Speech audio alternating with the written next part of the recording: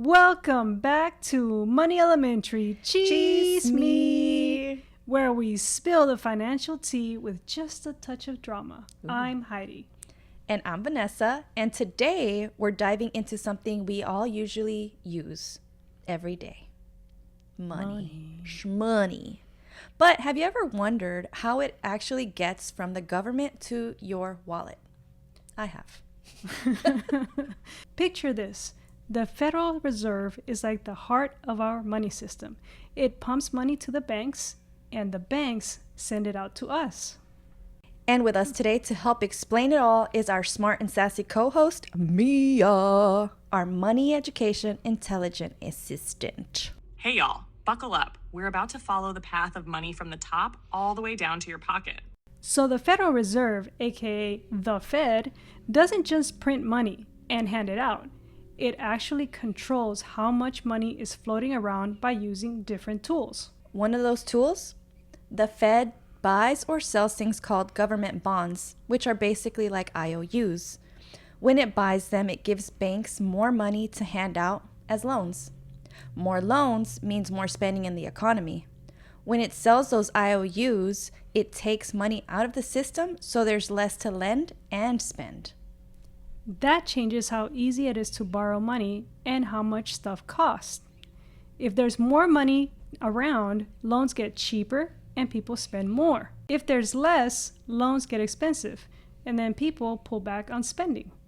Think of it like a faucet. More water means more flow. Less water means just a trickle. So the Fed also has another tool called the discount rate. And this one kind of goes into a little web, if you can imagine it that way. That's the price banks pay when they borrow money directly from the Fed, usually just for short-term needs.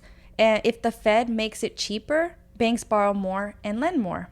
If it's expensive, banks back off. It's like if your favorite store raised the prices, you might shop less. Oh, and the Fed also gives banks a little reward for holding on to some of their money instead of lending it all out. That affects how much banks are willing to lend too. So how does money actually get to us? Once banks get that money, they lend it out to people and businesses. That spending helps money move and grow through the economy. And it multiplies. Every time someone borrows and spends money, it lands in someone else's account who might spend it again. That cycle keeps going and going and going. But if there's too much money flying around and not enough stuff to buy, prices go up. That's inflation. So to slow things down, the Fed might take some money out of the system or raise borrowing costs so people spend a little less. So it's like putting everyone on a budget. Mm-hmm. And on the flip side, if people aren't spending and things feel slow, the Fed can pump more money in to wake things up. And they don't guess, oh no. They look at tons of data like prices, jobs, and even how many factories are producing stuff. That tells them whether they need to hit the gas or pump the brakes. For example, one recent report showed factory activity had slowed down. That's a sign that the economy might need a little boost. It's all about balance. Too much money, we get rising prices, and too little, the economy stalls. We don't want that. That's why the Fed plays such a big role, keeping things running just right. Okay. It's time for our recap. Wah, wah, wah, wah.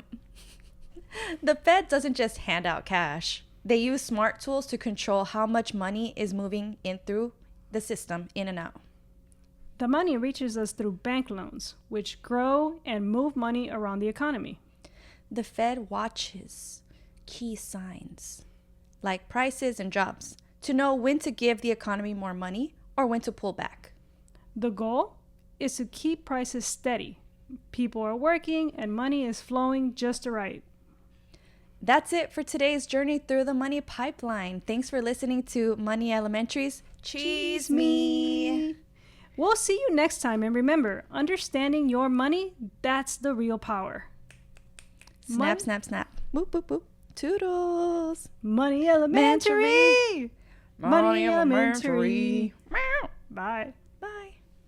Hi, everyone. We are here at Money Elementary, Heidi and Vanessa. we want to clarify a few things before somebody gets the wrong idea or a bad idea. And as exciting or boring as it may be, please listen through all of our legal disclaimer information so that you understand up front that in this podcast, Money Elementary, we are not a financial advisor. If you need advice, go to your accountant, CPA, stockbroker, real estate agent, psychiatrist, psychologist, loan officer, therapist, financial advisor, or a credit analyst. Nothing said during Money Elementary episodes should be construed as advice. We're just two sisters who like to talk about all the S that we've been through and who've learned a few things while attending the school of life. I can't wait to graduate. Oh no! Just kidding. That's the funeral. Well, that took a dark turn fast. Anyway. Just two cute savvy sisters with a decent internet connection, A microphone. a computer, And way too much time. What?